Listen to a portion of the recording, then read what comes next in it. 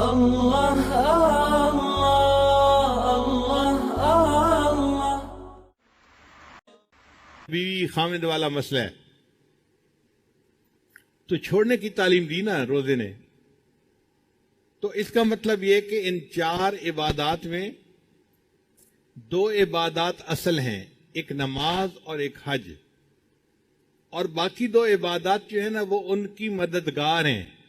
زکوٰۃ نماز کی مددگار ہے اور روزہ حج کے مددگار ہے۔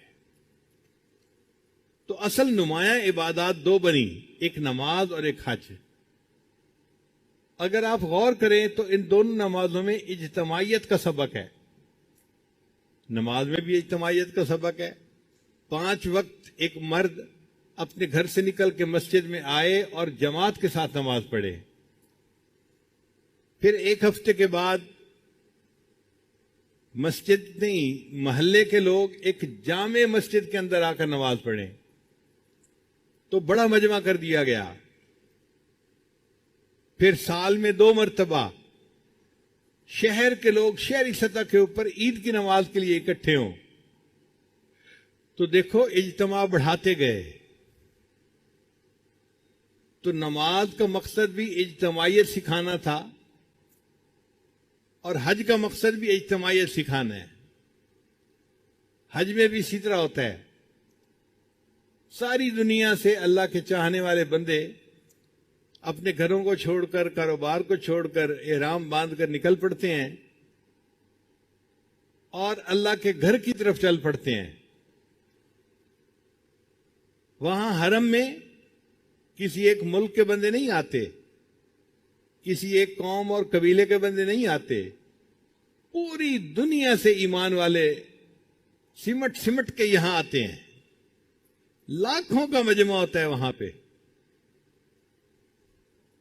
تو اجتماعیت نماز میں بھی تھی اور اجتماعیت حج نے بھی سکھائی، مگر اس میں ایک مزے کی بات ہے کہ ایک ایسا وقت آیا کہ جہاں حج کے موقع پر حج کا اجتماع اور نماز کا اجتماع اکٹھا ہو گیا۔ عرفات کا میدان ہے، سب لوگ احرام باندھ کے جمع ہیں، اب وقوف عرفات کرنا ہے۔ تو شریعت نے کہا کہ دیکھو ہم نماز کے ٹائم کو آگے پیچھے کر دیتے ہیں، تم وقوف کو آگے پیچھے نہیں کر سکتے، لہذا ظہر اور عصر ملا کے پڑھ لی، اور جو مغرب کی نماز تھی اس کو عشاء کے ساتھ پڑھنے کا حکم دیا، ایک نماز کو وقت سے پہلے پڑھنے کا حکم دے دیا اور دوسری نماز کو وقت گزرنے کے بعد پڑھنے کا حکم دے دیا۔ اللہ کی شان ہے، جیسا حکم دے ہم تو ہم بندے ہیں، اس پر عمل کرنا ہے، مگر اللہ نے یہ دکھا دیا کہ دیکھو یہ دونوں عمل آپس میں اگر تقابل کرو گے تو نماز کی اجتماعیت بڑی عبادت ہے۔ ہم نے حج کی عبادت کو اپنی جگہ رکھا اور نماز کو آگے پیچھے کروا دیا، اور اصل دین اسلام کا جو پیغام ہے وہ بھی اجتماعیت ہے۔ وَاعْتَصِمُوا بِحَبْلِ اللَّهِ جَمِيعًا وَلَا تَفَرَّقُوا، اللہ کی رسی کو مضبوطی سے پکڑ لو اور الگ الگ نہ ہو جاؤ۔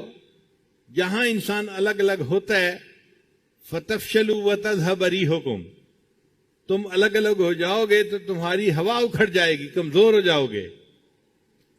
تو ہمیں چاہیے کہ بحیثیت ایک امت کے ہم ایک بن کر زندگی گزاریں۔ یہ جو بڑوں نے کہا ہے نا ایک بن کر زندگی گزارنا اور نیک بن کر زندگی گزارنا، یہ بڑی گہری بات کی گئی ہے۔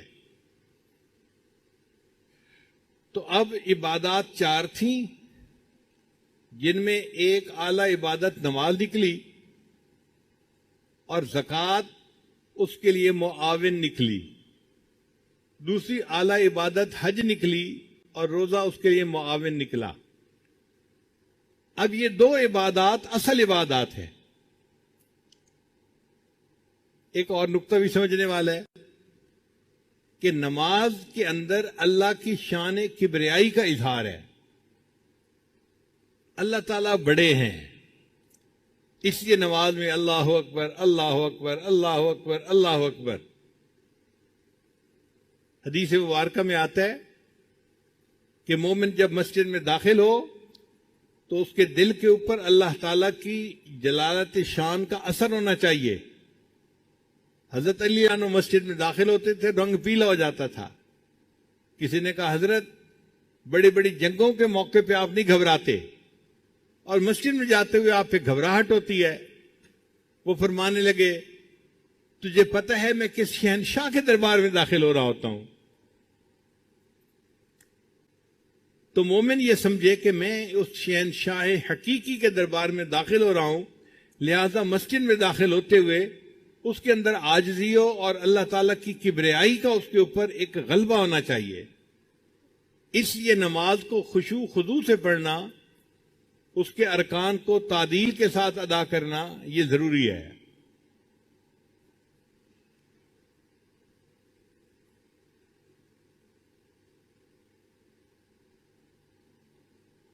تو ایک ہے اللہ تعالیٰ کی شان کبریائی کا اظہار، وہ نماز میں ہوتا ہے، اور یہ نماز اتنی ضروری کہ فرمایا اگر تم حالت جنگ میں ہو، تم دشمن پہ حملہ کر رہے ہو، دشمن تمہارے اوپر حملہ کر رہا ہے، اس حال میں بھی تم اپنی نماز نہیں چھوڑ سکتے، ادا کرنی پڑے گی۔ شریعت نے طریقہ بتایا، کچھ لوگ نماز ادا کریں، کچھ لوگ دفاع کریں، پھر دفاع والے نماز ادا کریں اور باقی لوگ نماز ادا کر لیں۔ تو آپ دیکھو کہ جب کفر کے ساتھ قتال ہو رہا ہے، اس وقت بھی اگر نماز کو چھوڑنے کی اجازت نہیں تو پھر اس سے زیادہ اہمیت اور کیا بتائی جا سکتی ہے۔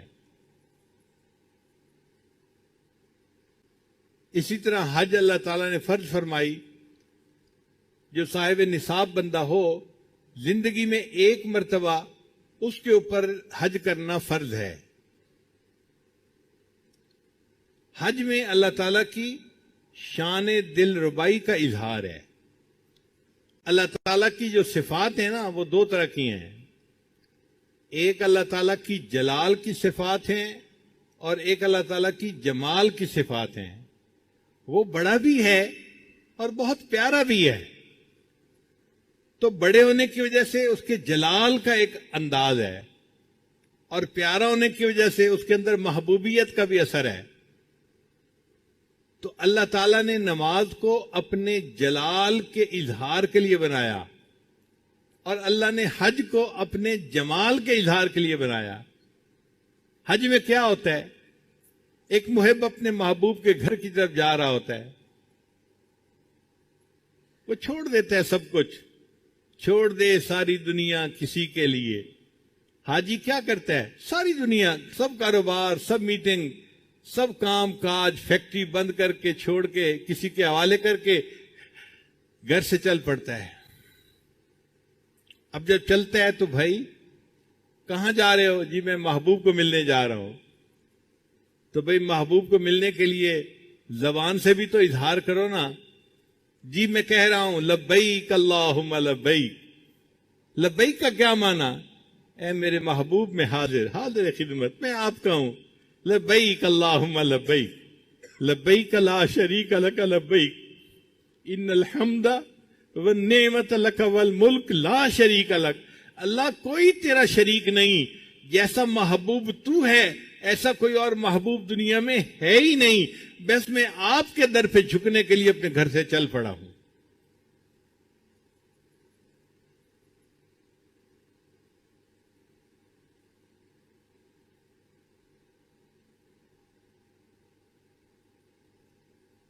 تو حج میں اللہ تعالیٰ کی شان دل ربائی کا اظہار ہے۔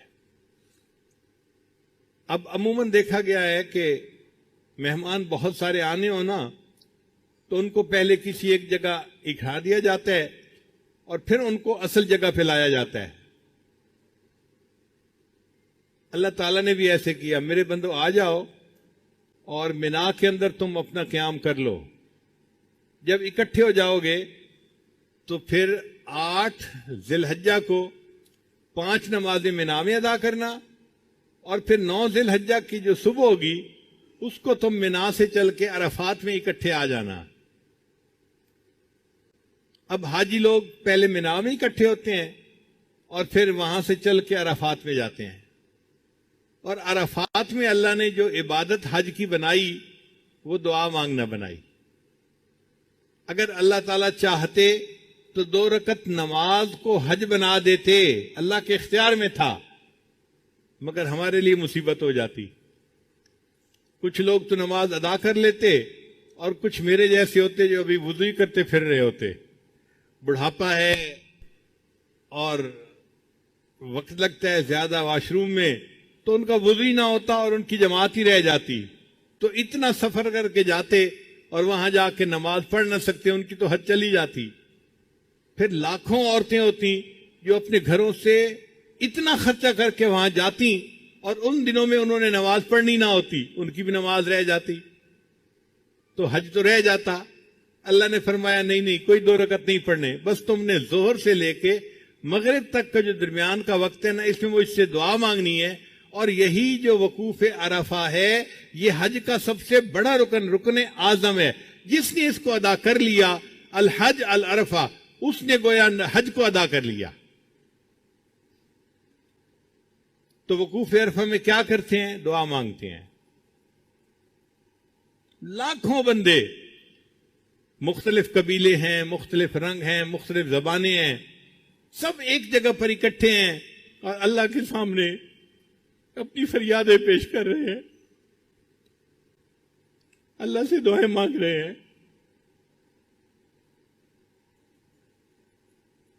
اللہ سے اپنی محبت کا اظہار کر رہے ہیں۔ اور جیسے محبوب کو اچھا لگتا ہے نا کہ میرا عاشق میرے ساتھ محبت کا اظہار کرے، اللہ کو بھی یہ بات اچھی لگتی ہے۔ چنانچہ یہ جو ذی الحجہ کے 10 راتیں تھیں، ان کو حدیث پاک میں افضل ایام الدنیا، یہ دنیا میں جتنے ایام ہیں ان میں سب سے زیادہ افضل یہ 10 راتیں ہوتی ہیں۔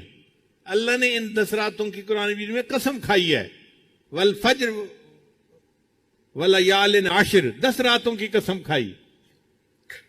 یہی 10 راتیں تھیں جس میں اللہ کے عشاق ایک جگہ کے اوپر جمع ہو کر اللہ کے سامنے اپنی فریادیں پیش کرتے ہیں۔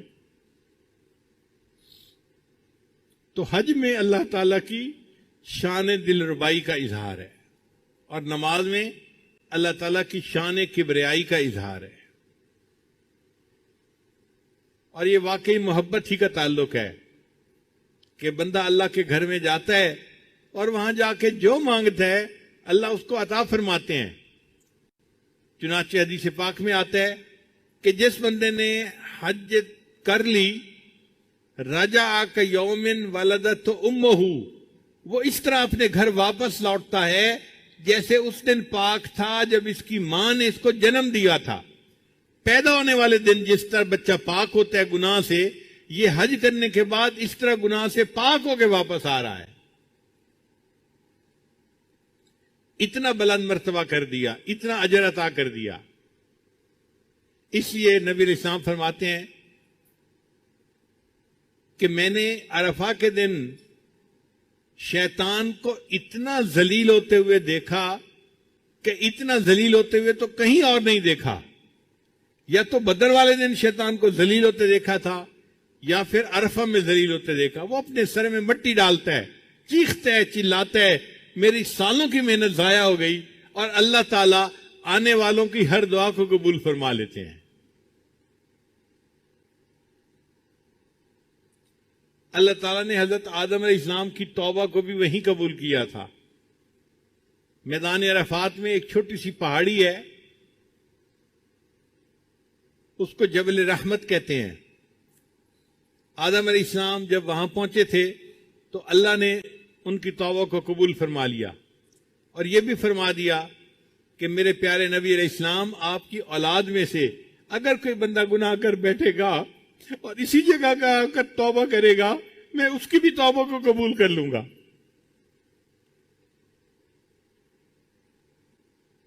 تو وقوف عرفہ کی یہ نعمت ہے جو اللہ تعالیٰ جس کو چاہتے ہیں عطا فرما دیتے ہیں۔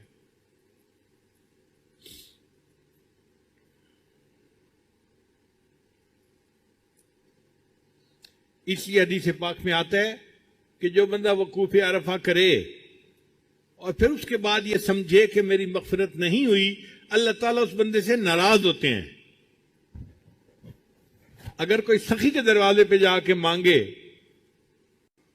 اور پھر یہ کہے جی کہ مجھے کچھ نہ ملا، تو سخی کو غصہ آتا ہے، تم کون ہو یہ کہنے والے کہ میرے دروازے سے کوئی بندہ خالی جا سکتا ہے؟ اگر دنیا کا سخی اپنے دروازے سے کسی کو خالی نہیں جانے دیتا، اللہ تعالیٰ تو احکم الحاکمین ہے، وہ تو بادشاہوں کے بھی شہنشاہ ہیں، وہ بھی اپنے دربار میں سے کسی کو خالی نہیں جانے دیتے۔ بندہ دعائیں مانگتے ہیں، اللہ قبول فرما لیتے ہیں۔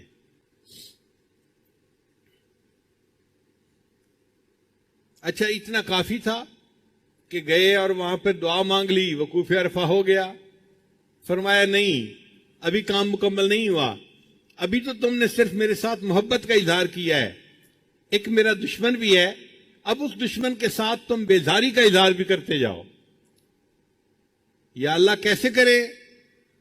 عرفات سے واپس مینا میں آؤ، اب 3 دن مینا میں رہو، اور 3 جگہ پر شیطان کے پلر بنے ہوئے ہیں، جاؤ اور ان کو کنکریاں مارو۔ یہ جو کنکریاں مارنا ہے یہ شیطان سے بیزاری کا اظہار ہے، برات ہے۔ اے اللہ، ہم اس مردود دشمن کو کنکریاں مار رہے ہیں اور ہم آپ کے ساتھ محبت کا اعلان کر رہے ہیں۔ حدیث مبارکہ میں ہے کہ شیطان کو ہر کنکری مارنے پر اتنا بڑا گناہ اللہ معاف کر دیتے ہیں، اگر وہ معاف نہ ہوتا اس بندے کے لیے یقیناً جہنم میں جانے کا سبب بن جاتا۔ اتنا بڑا گناہ ایک کنکری مارنے پہ معاف ہوتا ہے۔ اب 3 دن میں اوپر نیچے تقریباً 70 کنکریاں مارنی ہوتی ہیں۔ اس کا مطلب یہ ہے کہ 70 بڑے بڑے گناہ کنکریوں کے مارنے سے معاف ہو جاتے ہیں۔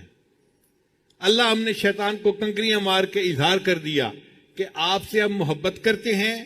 ہم نے میدان عرفات میں دامن پھیلا کے دعائیں مانگ کے یہ بات پوری کر دی تھی، اور اب آ کے ہم نے آپ کے دشمن سے اپنی بیزاری اور دشمنی کا اظہار کر دیا۔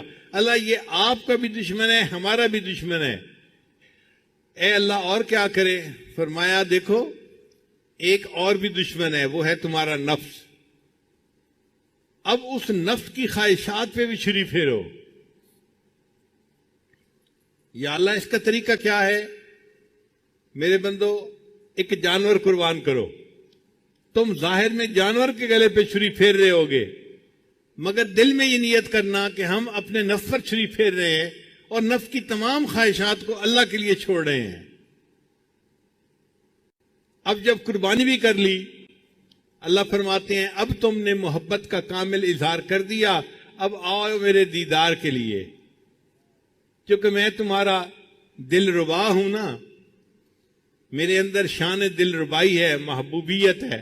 اب آؤ اور کیا کرو؟ طواف زیارت کرو۔ طواف زیارت کا مطلب ایسا طواف جس میں بندے کو اللہ تعالیٰ کی تجلیات کی زیارت نصیب ہوتی ہے۔ آنکھ والا تیرے جوبن کا تماشا دیکھے، دیدہ کور کو کیا آئے نظر کیا دیکھے۔ ہم اندھے لوگ ہیں، باطنی طور پہ ہم کیا دیکھیں گے تجلیات کو، لیکن جو اہل دل ہوتے ہیں اللہ ان کو اس موقع پہ اپنی تجلیات دکھا دیتے ہیں۔ تو یہ گویا حج جو تھا یہ اصل میں اللہ کا دیدار کرنا تھا دنیا میں، اللہ کے چہرے کا دیدار نہیں، اللہ کی تجلیات کا دیدار کرنا تھا۔ چنانچہ حج کے 2 بڑے رکن ہیں، ایک وقوف عرفہ اور دوسرا طواف زیارت۔ جس بندے نے یہ 2 ادا کر لیے اس نے گویا حج ادا کر لیا۔ اب یہ واپس آئے اپنے ملک کی طرف، اپنے گھر کی طرف، تو بخشا بخشایا واپس لوٹ آئے گا۔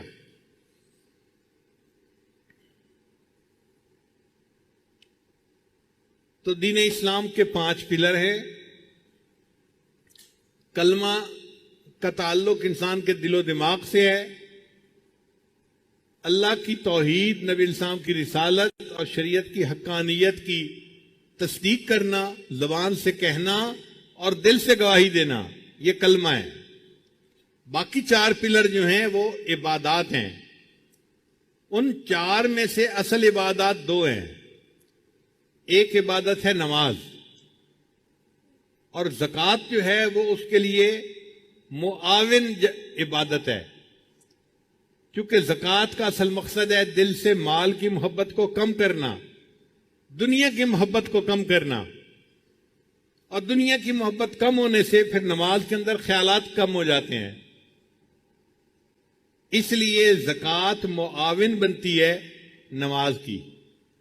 اور دوسری بڑی عبادت حج تھی، اور حج کے لیے معاون عبادت بنی روزہ. روزے میں بھی ہم خواہشات چھوڑ دیتے ہیں، کھانا چھوڑو، پینا چھوڑو، بیوی سے ملنا جلنا چھوڑو، روزہ اس کو کہتے ہیں.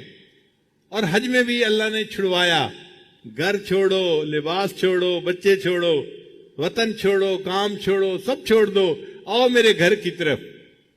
چنانچہ سب چل پڑتے ہیں. ایک جگہ میقات آتی ہے، فرمایا یہ جو تم نے پہنے ہوئے تھے کپڑے یہ بھی چھوڑ دو، زیب و زینت بھی چھوڑ دو.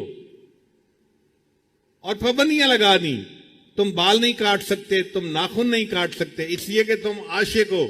اور عاشق کو ظاہری زیب و زینت کا نہیں مسئلہ ہوتا، وہ تو اللہ کے عشق میں بے حال ہوتا ہے اور پکار رہا ہوتا ہے، میرے محبوب میرے محبوب میرے محبوب. اللہ ہم کیسے پکاریں؟ فرمایا تم پکارو لبیک اللہم لبیک لبیک لا شریک لک لبیک ان الحمد والنعمت لک والملک لا شریک لک. تو مومن لبیک کہتا کہتا اللہ کے گھر کی طرف جاتا ہے اور حج کر کے پھر گھر کو واپس آتا ہے. اب جب یہ حج کرنے کے لیے نکلا تھا تو شریعت نے حاجی کو حکم دیا کہ تم حج کرنے جا رہے ہو، رشتہ داروں کے گھر جاؤ، دوستوں کے گھر جاؤ اور ان سے اپنی غلطیوں کی معافی مانگو، سب کو منا کے جاؤ.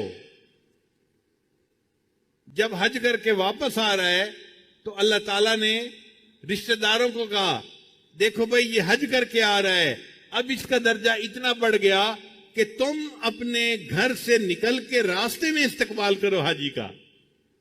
تو لوگوں کو حاجی کا استقبال کرنے کا حکم ہے.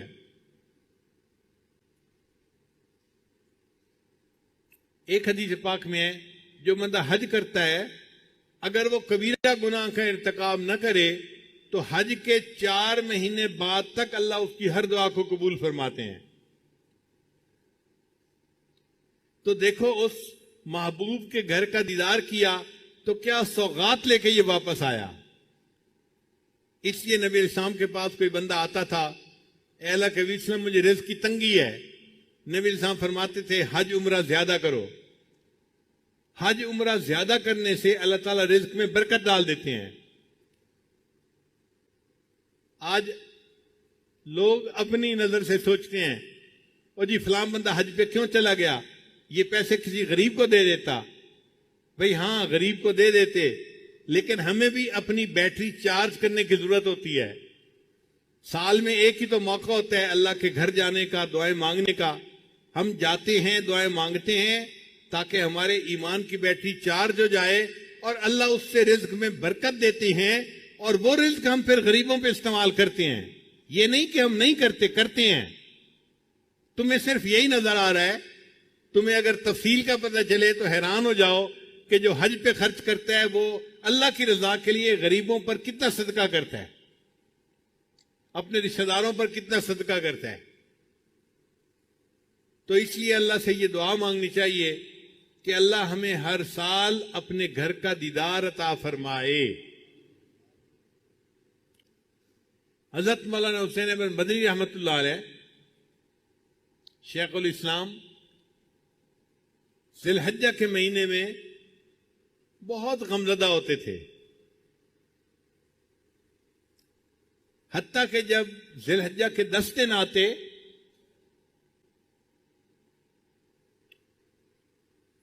وہ کسی سے زیادہ بات چیت نہیں کرتے تھے، خاموش رہتے تھے اور ہر وقت توجہ اللہ رجوع اللہ کی کیفیت ہوتی تھی. اور کئی مرتبہ تو ایسے ہوتا تھا کہ کھانا کھاتے کھاتے ایک ٹھنڈی آ لیا کرتے تھے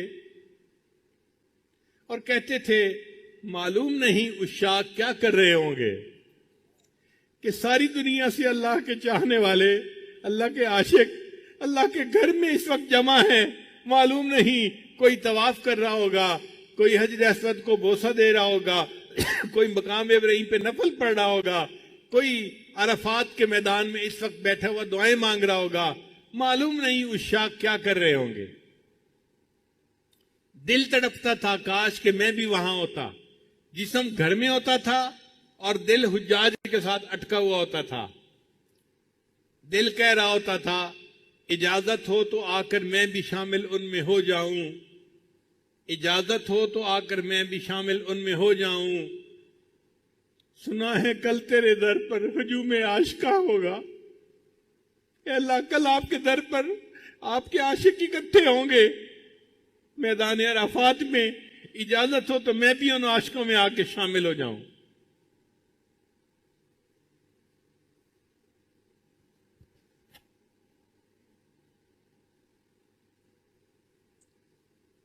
تو یہ ایک ایسی عبادت ہے کہ جس کی تمنا ہر مومن کے دل میں فطری طور پہ ہوتی ہے.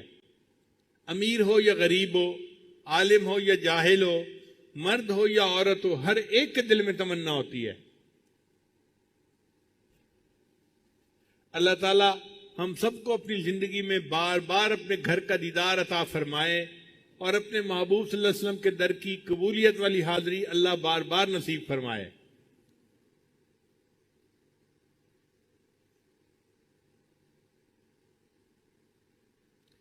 مگر حج پر جانے سے پہلے انسان اپنے گناہوں سے سچی توبہ کر کے اپنے دل کو ماں سوا سے خالی کر کے سفر کے لیے نکلے. یہ حسرت رہ گئی پہلے سے حج کرنا نہ سیکھا تھا، کفن بردوش جا پہنچے مگر مرنا نہ سیکھا تھا. یہ دیوانے اگر پہلے سے کچھ ہوشیار ہو جاتے، حرم میں بن کے محرم صاحب اسرار ہو جاتے. حرم میں احرام باندھ کے صاحب اسرار بن جاتے اگر یہ سب گناہوں سے توبہ کر لیتے. نبی اسلام جب حج پر تشریف لے گئے تو اللہ کے حبیب صلی اللہ علیہ وسلم نے فرمایا میں دیکھ رہا ہوں اس جگہ سے حضرت موسیٰ علیہ السلام تکبیر پڑھتے ہوئے حج کے لیے جا رہے ہیں. راستے میں جہاں جہاں سے جو انبیاء گزرے تھے اللہ نے اپنے محبوب صلی اللہ علیہ وسلم کو وہ جھلک دکھا دی، وہ منظر دکھا دیا. آج ویڈیو دیکھتے ہیں نا آپ کہ جی یہ ویڈیو ہے فلاں موقع کی، اللہ نے وہ ویڈیو سنبھال کے رکھی ہوئی تھی، اپنے محبوب کو دکھا دی کہ دیکھو یہ میرے چاہنے والے موسیٰ علیہ السلام یوں لبیک اللہم لبیک کہتے ہوئے میرے گھر کی طرف جا رہے ہیں. اور یہ دیکھو عیسیٰ علیہ السلام جا رہے ہیں، یہ دیکھو ابراہیم علیہ السلام جا رہے ہیں، یہ دیکھو آدم علیہ السلام جا رہے ہیں. تو نبی علیہ السلام نے فرمایا کہ میں نے مختلف انبیاء کو حج پہ جاتے ہوئے تلبیہ پڑھتے ہوئے اپنی آنکھوں سے دیکھا. اللہ نے آنکھوں سے کشفن دکھا دیا.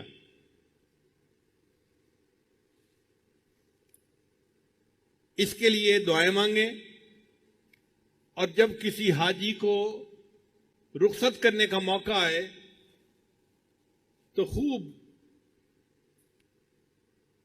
اس کو دیکھیں، آنسو بہائیں کہ یہ خوش نصیب ہے جو حج کے سفر کے لیے جا رہا ہے. میں حج تو نہیں کر پایا مگر جب یہ واپس آئے گا تو میں حاجی کو آ کر دیکھوں گا. ہمارے حضرت رحمۃ اللہ فرمایا کرتے تھے کہ شروع میں میرے اوپر تنگی کے حالات تھے تو میں حج پہ نہیں جا سکتا تھا مگر میں حاجی کیمپ چلا جاتا تھا، اور جو حجاج رخصت ہو رہے ہوتے تھے میں ان کو آنسوؤں سے الوداع کرتا تھا اور اللہ سے دعائیں مانگتا تھا.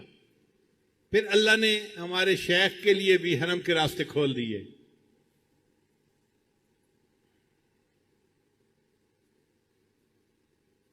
حضرت خواجہ عبد المالک صدیقی رحمۃ اللہ علیہ کو خواب میں نبی علیہ السلام کی زیارت نصیب ہوئی. اللہ کے محبوب صلی اللہ علیہ وسلم نے فرمایا عبد المالک ہمیں ملنے نہیں آتے. عرض کیا اے اللہ کے حبیب صلی اللہ علیہ وسلم دل تو بڑا چاہتا ہے، میرے پاس وسائل نہیں ہیں، پیسے نہیں ہیں کہ میں آ سکوں. تو جب یہ کہا تو نبی علیہ السلام نے خواب میں فرمایا اچھا ہم کہہ دیں گے، اچھا ہم کہہ دیں گے. پھر اس کے بعد ہر سال جب حج کا موقع آتا کہیں نہ کہیں سے حضرت کو حج کی دعوت ملتی کہ جی ہم ٹکٹ بنوا دیتے ہیں، خرچہ کرتے ہیں، آپ جائیں حج کر کے آئیں. زندگی کے 27 سال حضرت زندہ رہے اور آپ نے اس کے 27 سال اس کے بعد 27 مرتبہ حج ادا کیا. ان کے حالات زندگی میں لکھا ہے کہ جب وہاں جاتے تھے تو صدیقی نسبت تھی، سیدنا صدیق اکبر کی اولاد میں سے تھے. جب ان کو سلام پڑھا کرتے تھے تو سلام کا جواب سنا کرتے تھے، وعلیکم السلام یا ولدی، اے میرے بیٹے وعلیکم السلام. ساری زندگی سلام پڑھتے تھے، جواب سنتے تھے، جواب سنتے تھے. جب آخری مرتبہ حج کیا تو سیدنا صدیق اکبر کی طرف سے آواز آئی وعلیکم السلام، اور جو بیٹے کہا کرتے تھے وہ نہیں کہا گیا. تو حضرت کو اسی وقت پتہ چل گیا کہ اب مجھے لوٹ کے نہیں آنا، یہ میں آخری حج ہوں جو کر کے اپنے رب کے پاس چلا جاؤں گا.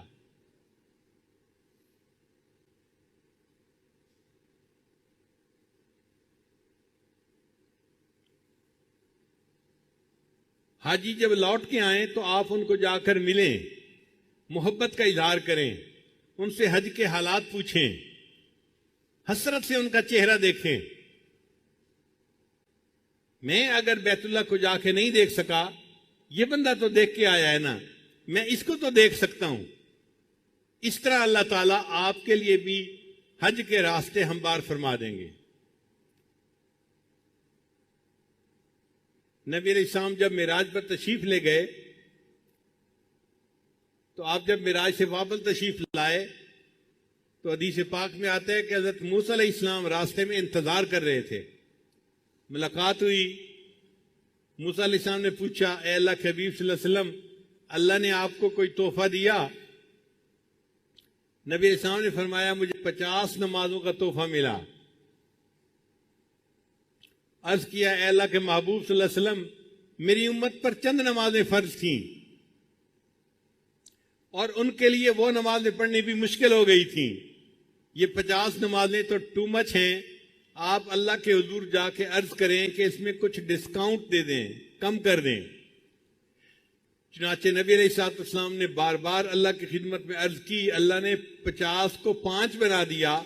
اے میرے محبوب، تیری امت 5 نمازیں ادا کرے گی، میں ان کے نامہ اعمال میں 50 نمازیں ادا کرنے کا ثواب لکھوا دوں گا.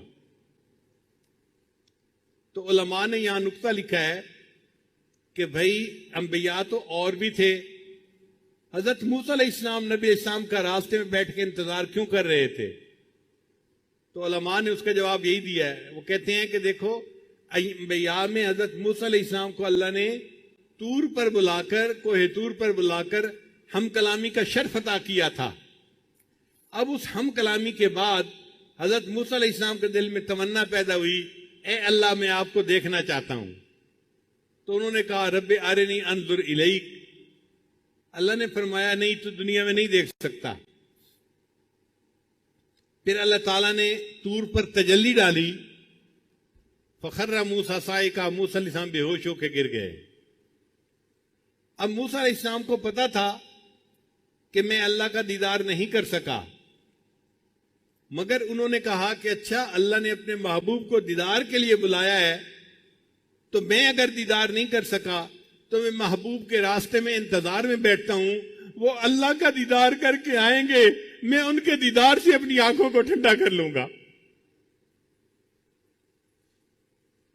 اس لیے حضرت موسیٰ علیہ السلام نبی علیہ السلام کے انتظار میں بیٹھے ہوئے تھے. تو اسی طرح اگر ہم حج پہ نہیں جا سکے تو جو حج کر کے لوٹیں گے ہم ان کا ہی چہرہ دیکھیں گے. یہ وہ خوش نصیب بندہ ہے جس کو اللہ نے اپنے گھر کے دیدار کے لیے بلایا اور حج کر کے یہ واپس آیا ہے. انشاءاللہ جب حج کے دنوں میں دعائیں مانگیں گے اور دل میں تمنا رکھیں گے اور حاجی کو محبت سے رخصت کریں گے اور واپسی پر حسرت کے ساتھ استقبال کریں گے، اس عمل کی وجہ سے اللہ تعالی ہم مسکینوں کے لیے بھی حج کرنا آسان فرما دیں گے. اللہ تعالی ہم سب کو حج کی توفیق عطا فرمائے. وآخر دعوانا ان الحمد للہ رب العالمین.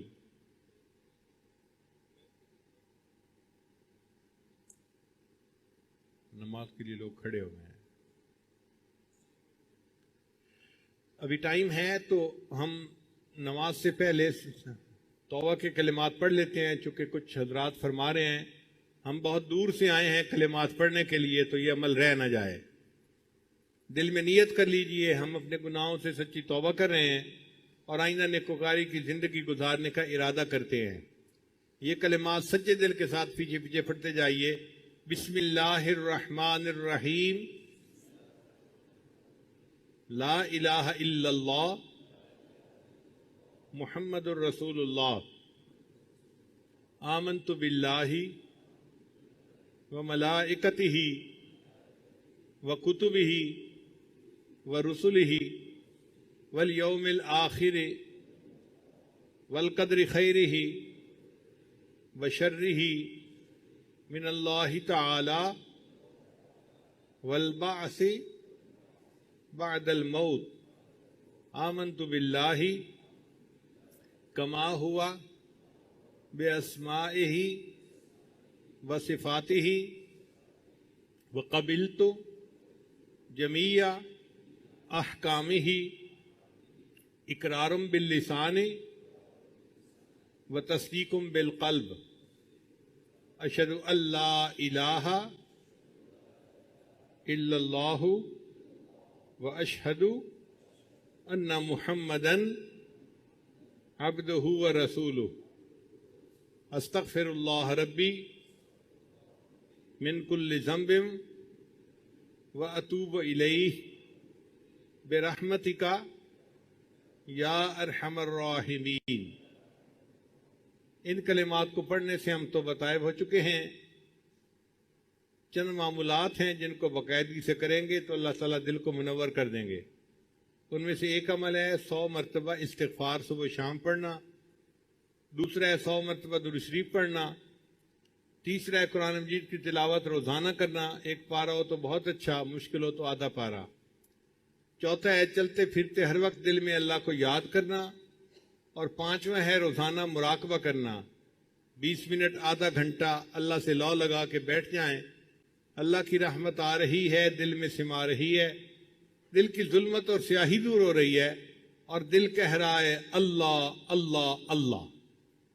لا الہ الا اللہ، لا الہ الا اللہ، لا الہ الا اللہ، لا الہ الا اللہ، لا الہ الا اللہ۔